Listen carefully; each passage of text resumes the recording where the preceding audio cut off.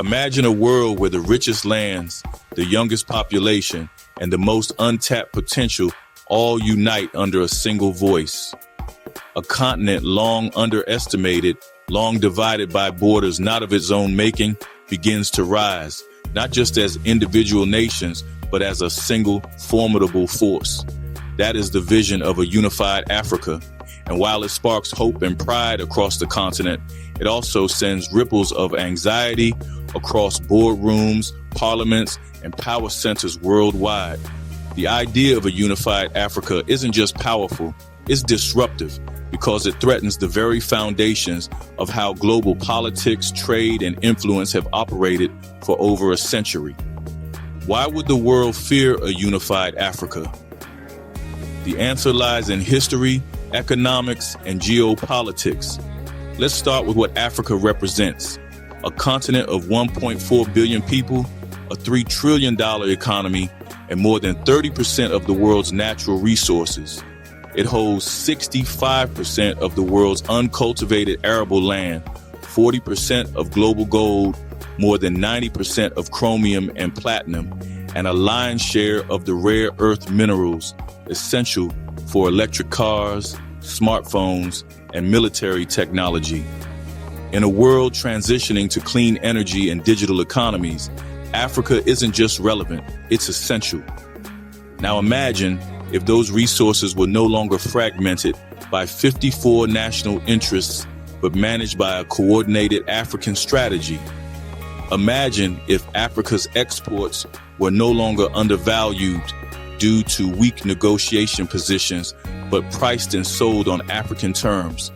A united Africa could form powerful cartels, like an African version of OPEC, for key commodities like cobalt, lithium, and uranium.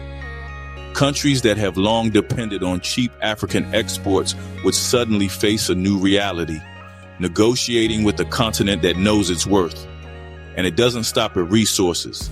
Africa's population is expected to double by 2050, reaching close to 2.5 billion people.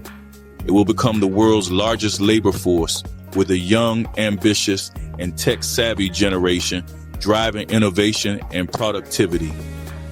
In a global economy facing aging population in Europe, East Asia, and North America, Africa will be the last great growth engine. A unified Africa could leverage its demographic dividend to attract massive investment, boost manufacturing, and become the world's next industrial heartland. That's not a scenario most dominant economies are prepared for. Then there's the geopolitical dimension. For decades, the global balance of power has depended on Africa's fragmentation. It's easier to influence small, divided states than to negotiate with a unified bloc. Foreign powers have historically used aid, military bases, and trade deals to maintain leverage. Divide and rule wasn't just a colonial tactic.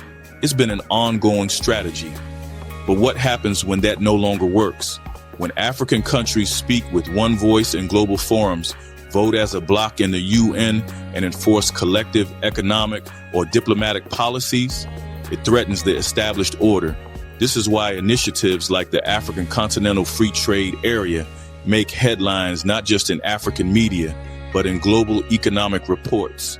Because a unified African market with harmonized regulations and open borders would be a game changer. It would increase intra-African trade, currently hovering around just 15%, to levels seen in the EU or ASEAN. It would create economies of scale, encourage regional value chains, and reduce dependency on former colonial powers. And most importantly, it would build economic resilience. But unification isn't just an economic project, it's also political. A politically unified Africa could reshape global governance. For example, despite having 54 countries, Africa has no permanent seat on the UN Security Council. That would be hard to justify if a unified Africa demanded representation. Similarly, in trade negotiations with the EU, China, or the US, Africa could no longer be pitted against itself. It would negotiate as one, with stronger terms, better protections, and more leverage. This upends the global power dynamics that have kept African countries at the margins. Then there's military and strategic autonomy. Africa remains heavily dependent on foreign military assistance for peacekeeping, counterterrorism, and crisis response. But a unified Africa could mean stronger defense coordination, shared intelligence, and even a continental army. That means less dependency on NATO or foreign bases. It also means African interests being defended by Africans, on African soil, for powers that benefit from military influence in the region.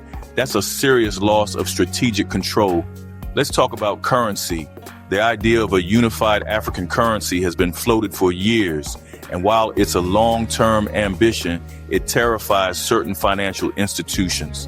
A single currency, or even a few strong regional ones, would reduce transaction costs, simplify trade, and eliminate the foreign exchange manipulation often used to extract value from African economies. It would also strengthen monetary sovereignty, insulating African economies from the shocks of dollar volatility or euro crises. The mere concept of a pan-African monetary system sends a clear signal. Africa wants to control its own financial destiny.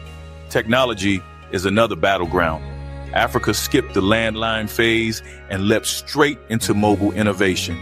The same could happen with banking, education, and energy. Decentralized finance, e-learning, and renewable microgrids are already changing how African societies function.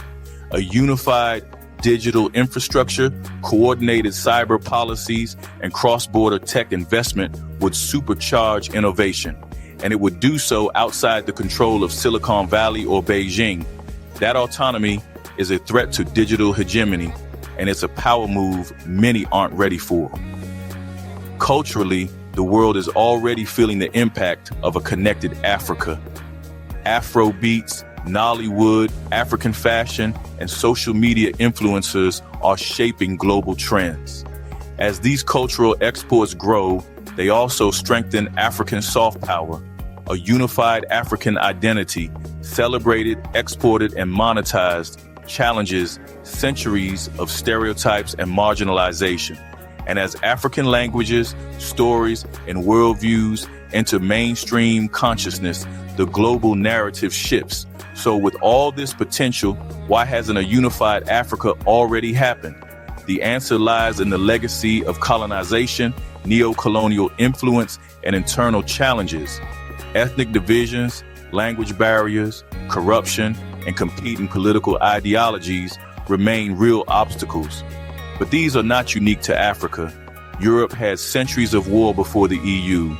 Asia has complex rivalries and diverse systems, yet still finds ways to cooperate. The difference now is that Africa is aware of its strength, aware of the tactics used to divide it, and aware of the cost of remaining fragmented. The fear of a unified Africa isn't rooted in paranoia. It's rooted in the realization that an empowered, organized, and strategically aligned Africa would demand a seat at every table, and not as a guest, but as a partner. It would rewrite trade rules, shift military alliances, and challenge intellectual property regimes. It would disrupt global labor markets and drive down the cost of innovation. It would make foreign aid obsolete and replace it with equal partnerships. And perhaps most provocatively, it would redefine what it means to be powerful in the 21st century. For the world's traditional powers, that is uncomfortable because it requires a rebalancing of relationships, a rewriting of contracts, and a rethinking of influence. But for Africa, it's long overdue. The path to unity won't be easy. It will take decades of negotiation, compromise, and visionary leadership, but it's already in motion. And the world is watching, not just with curiosity, but with concern. Because when 1 billion people stand together, the ground shakes. And in those shock waves, the old order begins to crack. So yes, the world fears a unified Africa, not because it would bring chaos, but because it would bring change. And change on that scale is always frightening to those who benefit from the status quo. But to the people of Africa, it's not fear they feel, it's hope. Hope that tomorrow doesn't have to look like yesterday. Hope that unity can bring dignity, prosperity, and strength. Hope that for the first time in history, Africa will not be defined by the world, but will define the world itself.